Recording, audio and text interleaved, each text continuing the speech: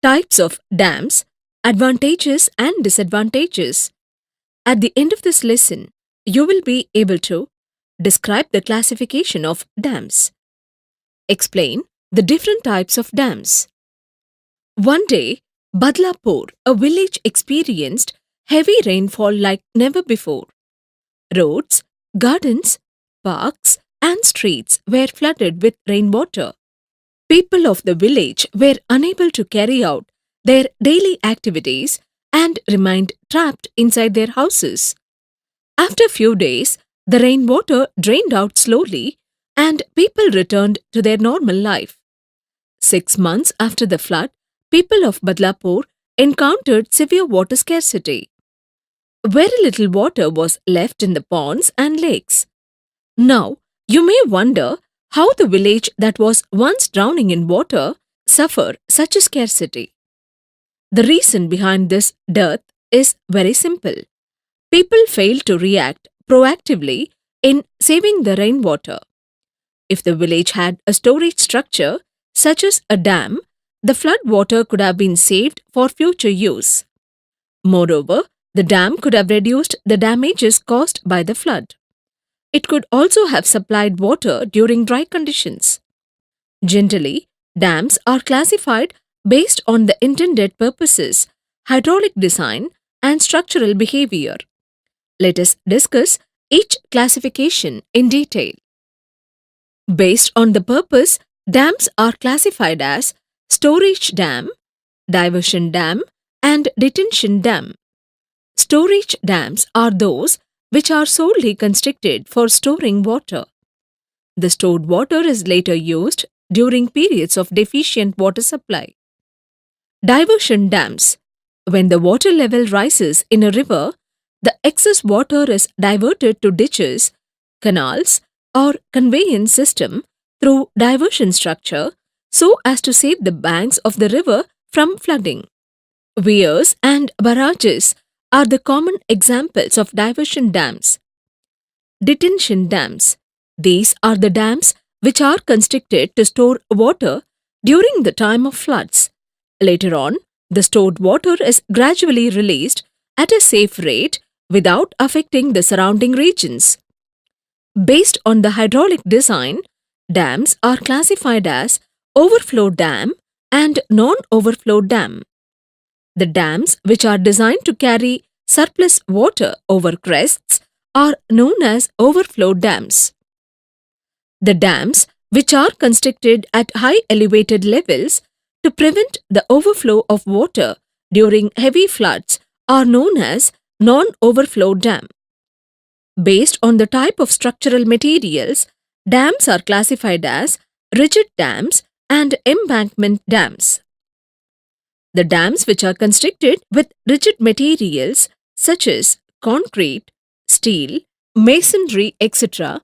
are known as rigid dams. The dams which are constructed with non-rigid materials like earth fill or rock fill are known as embankment dams. Moving on, let us learn the different types of dams constructed for diverse purposes. There are different types of dams which include gravity dam, arch dam, buttress dam, steel dam, timber dam, earth and rock fill dam.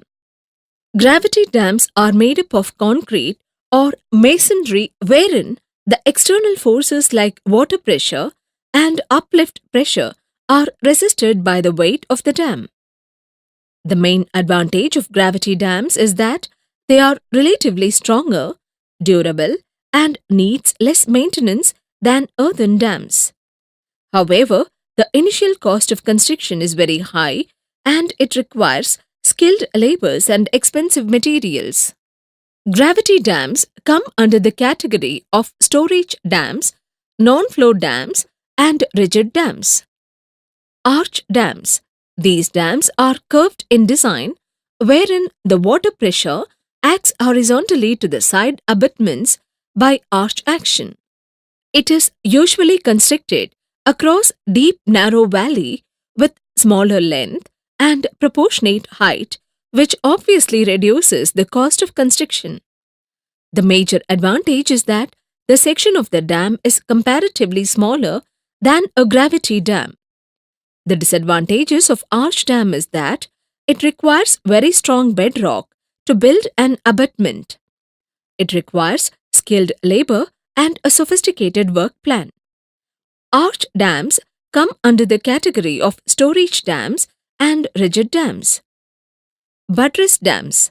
These dams are constructed with large number of piers or buttresses which divides the space into number of spans.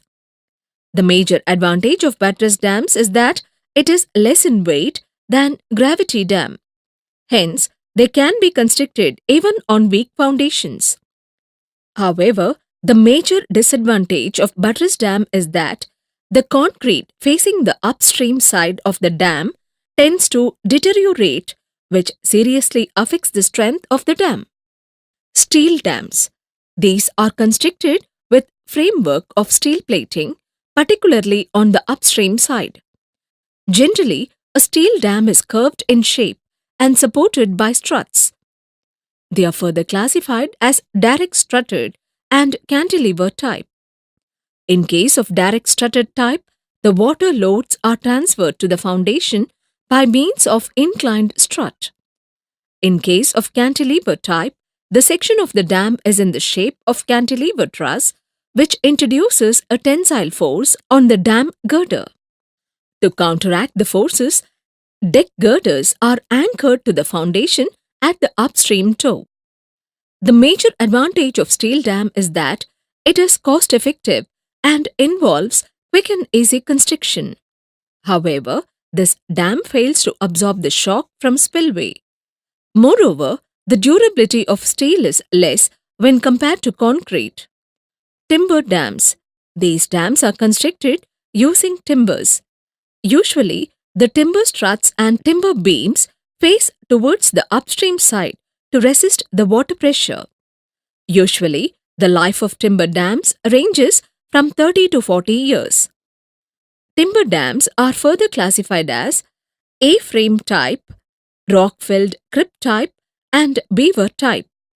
The initial cost of construction is less and it is suitable for any type of foundation. Its disadvantages include short life and high maintenance cost.